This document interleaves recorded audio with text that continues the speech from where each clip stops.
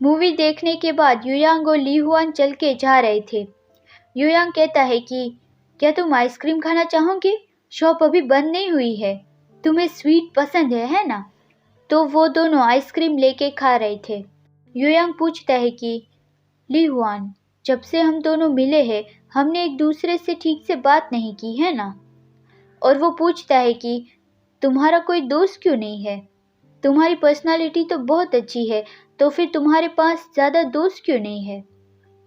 तो ली हुआन बताता है कि वो रीज़न ये है कि वो लोग कहते हैं मैं बुरा हूँ, कि मैंने उसे बुली किया था, तो फिर कोई भी मेरे पास आने की हिम्मत नहीं करता। तो ये सुनकर युयांग हंसने लगता है और कहता है कि क्या तुम बच्चे हो? तुम उनसे चीज़ें क्लियर क्यों नहीं कर लेते? ली हुआन कहता है कि तुम्हें मेरा यकीन नहीं। तो फिर युयांग हंसना बंद करता है और कहता है तो वो सब तुम्हें गलत समझते हैं। क्या तुम्हें इस बारे में गुस्सा नहीं आता? तो ली हुआन कहता है कि मुझे इसकी आदत हो गई है। और वो युयांग की ओर देखता है और कहता है कि तुम पहले इंसान हो जो मेरे पास आए। युयांग फिर ली हुआन का फेस पकड़ के कहता है कि ज़रा मुझे देखने दो। और वो थोड़ी देर उसका फेस देखता है और मुस्कुराते हुए कहता है कि कोई डाउट नहीं कि वो लोग ही कम्प्लीटली ब्लाइंड है। उन लोगों ने कहाँ बुरा इंसान देख लिया। इस तरह के गुड लुकिंग फेस से वो ज़रूर ही जेलसी फील करते होंगे। ऑफ कोर्स अगर तुम स्माइल करोगे और अपने आईब्रोज के बीच में ज़्यादा प्रेशर नहीं लगाओगे तो तुम ज़्यादा बेहतर लगोगे। और वो उसके कंधे पर पैट करता हुआ कहता है कि इससे परेशान मत हो। ली हुआन कहता है ओके। तो युयांग सोचता है कि वो तो एक छोटे बच्चे जैसा दिख रहा है। अगर मुझे पता नहीं चलता कि वो किस दौर से गुजरा है, लेकिन मैंने भी उसे पहले गलत ही समझ लिया था और उससे वो टेरिबल चीज़ें कह दी। उसे ज़रूर ही बहुत बुरा लगा होगा, लेकिन उसने मुझे कभी एक सिंगल बुरा शब्द नहीं कहा। ये लड़का सच में वो मुझे हर बार ऐसा फील करवाता है। और वो एक ही बाइट में पूरा कोन खा जाता है और कहता है कि लेट्स गो, तुम्हारा बिग ब्रदर तुम्हें कबाब खिलाने ले जाएगा। तो ली हुआन कहता है देर रात को खाना बुरी बात है, लेकिन युयांग उसकी पीठ पर पैट करता हुआ कहता है कि तुम अभी से इतना खुद का ध्यान क्यों रख रहे हो? तुम तो अभी 18 साल के हो, मेरे साथ चलो। लेकिन युयांग को किसी की आवाज़ सुनाई देती है कि हाँ ठीक है हम वहाँ जाएंगे। तो युयांग रुक जाता है। ली हुआन देखता है कि वो रुक क्यों गया। युयांग पीछे देखता है तो वहाँ लिनशांग आ रहा था किसी लड़के के साथ, और लिनशांग भी उसे देखता है। उसके साथ वाला दूसरा लड़का भी उसे कहता है कि हाँ तुम हमें जानते हो।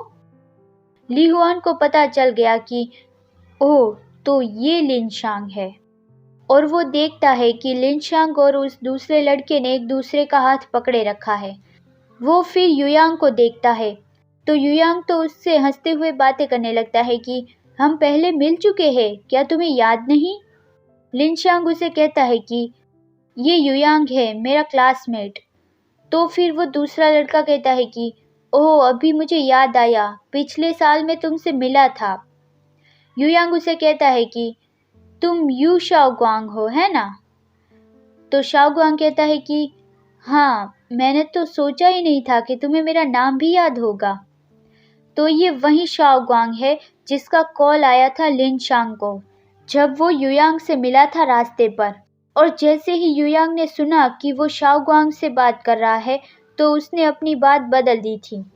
शाओगुआंग तो युयांग से हंसता हुआ कहता है कि मेरा लिनशांग यूनिवर्सिटी जाता था, वो सब तुम्हारी ही मेहरबानी है, वो हमेशा ही तुम्हारी बातें किया करता था। तो युयांग हंसता हुआ कहता है कि अच्छा ऐसा है। शाओगुआंग ली हुआन के बारे में पूछता है कि ये कौन है। वहाँ ली हुआन एक ही बार में बचा पूरा कोन खा जाता है। युयांग कहता है कि ओह ये मेरा जूनियर है ली हुआन। तो शाओगुआंग हंसता हुआ कहता है कि ली हुआन तुम तो बहुत ज़्यादा ही टॉल हो। तो ली हुआन सिर्फ उसके सामने नोट करता है। लिनशांग कहता है कि तुम भी यहाँ पर मूवी देखने आए हो? तो युयांग कहता है कि हाँ हमने बस मूवी देख ली है तो हम कबाब खाने जा रहे थे। शाओगुआंग भी कहता है कि हम भी जा रहे थे, तो क्या हम सब लोग साथ चले? युयांग परेशान हो गया कि अरे ये तो गड़बड़ हो गई, मेरी जुबान फिसल गई। ली हुआन उन लोगों से कहता है, हाँ जरूर। तो शाओगांग कहता है कि ऑसम। लेकिन यहाँ युयांग परेशान था, तो वो ली हुआन का हाथ पकड़ के उसे इशारे में कहता है कि तुमने तो कहा नहीं था कि तुम कुछ भी खाना नहीं चाहते। लेकिन ली हुआन वो समझ नहीं पाया। और वहाँ शाओगांग कहता है कि तो फिर चलो चलते हैं। लिनशांग कहता है, इतनी जल्दी करने की जरूरत नहीं है। ली हुआन उन दोनों को ऐसे बस देखता ही रहता है और कुछ नहीं बोलता।